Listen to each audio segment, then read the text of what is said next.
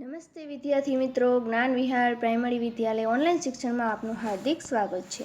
આજે આપણે સ્ટાન્ડર્ડ 5માં ઇંગ્લિશનો અભ્યાસ કરીશું। તેમાં યુનિટ 6 આઈ સ્ટડીડ હેલ્પિંગ હેન્ડ્સ। તમે પણ તમારી પાઠ્યપુસ્તક ખોલીને રાખજો। તેમાં પેજ નંબર 93। અહીં આપણને એક્ટિવિટી 1A આપેલી છે। તેમાં નીચેનું કાવ્ય સાંભળો, દોહરાવો અને ગાઓ। અહીં સરસ મજાનું આપણે નાનકડું એવું કાવ્ય આપેલું છે, જોઈએ આપણે। Incy Wincy spider climbed up the spout.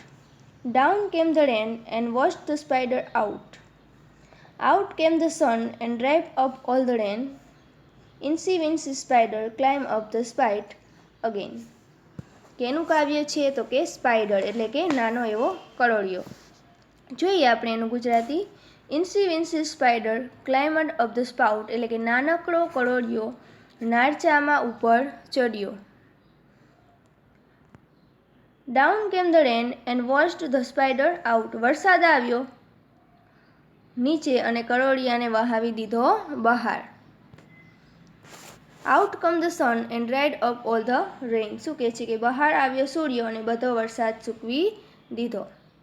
ઇન્સી wincy spider climbed up the spout again એટલે કે નાનકડો કરોળિયો ફરીથી નાળચામાં ઉપર ચડ્યો। તો અહીં નાનું એવું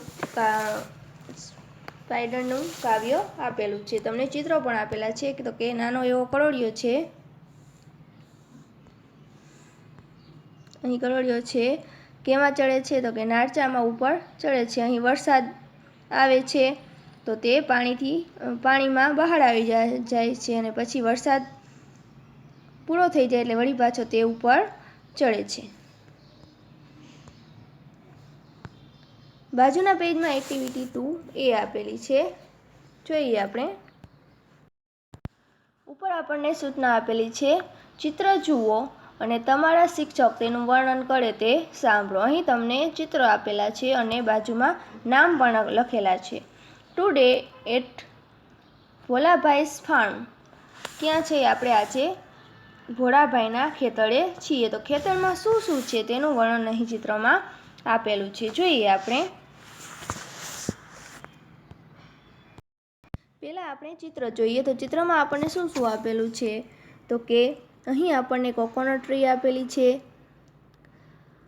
પછી છે taking counts in the camel cart, પછી રઘુ, પછી પાઉટ ધ ફિલ્ડ, પછી અહીં કનુ છે,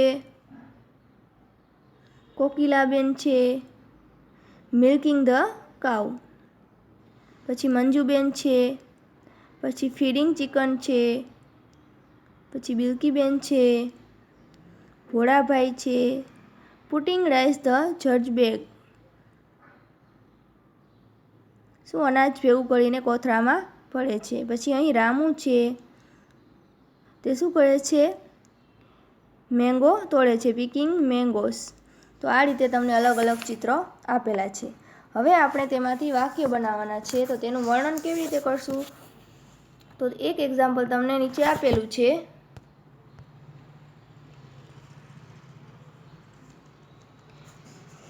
Bholabhai is putting rice in the jute bag, શું કહે છે કે ભોળાભાઈ કોથળામાં ચોખા ભરી રહ્યા છે। Kokilaben is milking the cow, Kokilaben ગાય દોઈ રહ્યા છે।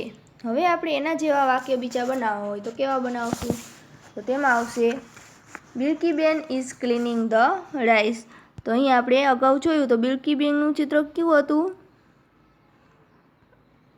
બિલ્કીબેન છે, Bilkiben is cleaning the rice.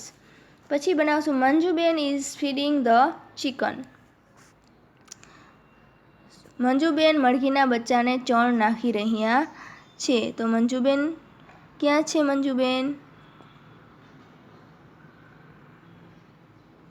અહીં આપણને મંજુબેન દેખાય છે, તે શું કરે છે તો કે મરઘીના બચ્ચાને ચણ નાખે છે।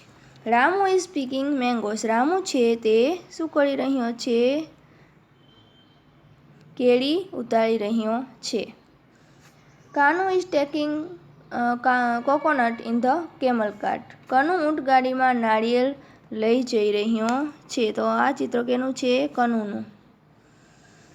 Raghu is ploughing the field, એટલે કે રઘુ ખેતર ખેડી રહ્યો છે. તો અહીં આપણને રઘુનું ચિત્ર આપેલું છે. તો આ રીતે તમારે વાક્ય બનાવવાના છે.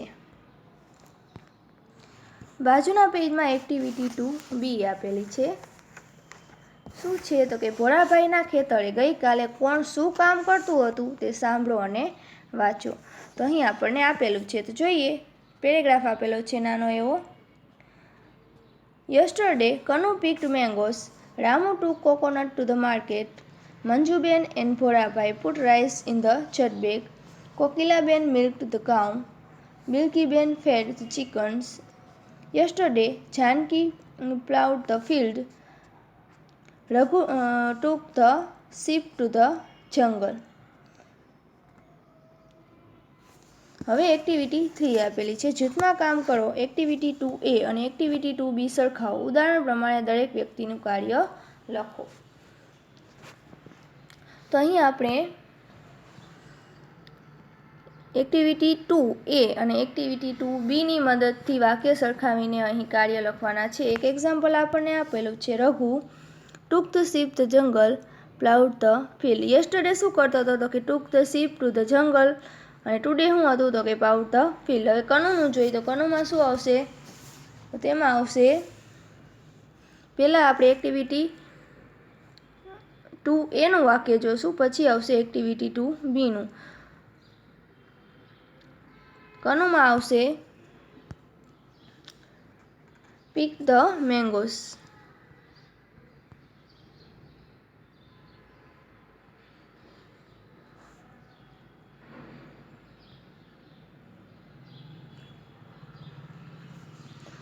પહેલા ખાનામાં આટલું લખવાનું છે. પછી બીજામાં આવશે ટુડેમાં taking count in the camel cart.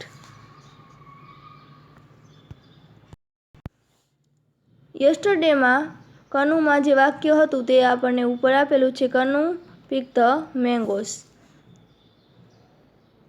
બીજું વાક્ય લખવાનું છે taking count in the camel cart. પછી મંજુબેનમાં લખશું put rice in the church bag. ઉપર તમને આપેલું છે Manjuben put rice in the church bag. બીજું વાક્ય આવશે ફીડિંગ ધ ચિકન. પછી ભોળાભાઈ તો તેમાં આવશે put rice in the church bag. અને ટુડેમાં પણ putting rice in the church bag. Kokilaben તો તેમાં આવશે મિલ્ક ધ કાઉ, અને પછી આવશે મિલ્કિંગ ધ કાઉ.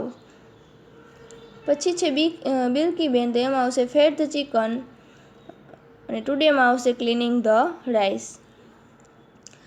પછી રામુ તો તેમાં આવશે ટુક કાઉન્ટ ટુ ધ માર્કેટ, પછી આવશે પિકિંગ મેંગોસ. પછી જાનકી તો પ્લાઉડ ધ ફિલ્ડ, પછી આવશે taking shape to the jungle. તો તમારે આ રીતે આ વાક્ય લખવાના છે. કેમાંથી તો કે પહેલાં એક્ટિવિટી 2A અને પછી એક્ટિવિટી 2B લખવાની છે. પહેલાં આપણે યસ્ટરડેના વાક્ય લખશું. તો યસ્ટરડે પહેલું જે વાક્ય છે તે આપણે એક્ટિવિટી 2Bમાંથી લખીશું, અને બીજું વાક્ય છે તે એક્ટિવિટી 2A આગળના પેજમાં આપેલું છે તેમાંથી જોઈને અહીં લખીશું. તો પહેલાં મંજુબેનનું છે. તો મંજુબેન આ પેરેગ્રાફમાં જે મંજુબેનનું વાક્ય છે તો કે put rice in the church bag, તો એ વાક્ય પહેલાં તમારે અહીં લખવાનું છે. અને બાજુના પેજમાં એક્ટિવિટી 2A આપેલી છે તેમાં મંજુબેનનું વાક્ય છે. મંજુબેન શું કરી રહ્યા છે તો તેમાં આવશે ફીડિંગ ધ ચિકન. જોઈએ આપણે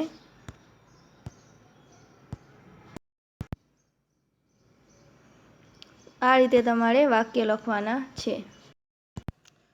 તો આજે આપણે એક્ટિવિટી 1A થી એક્ટિવિટી 3નો અભ્યાસ કર્યો. હવે પછીનો અભ્યાસ આપણે નેક્સ્ટ વિડીયોમાં ભણીશું. ધન્યવાદ.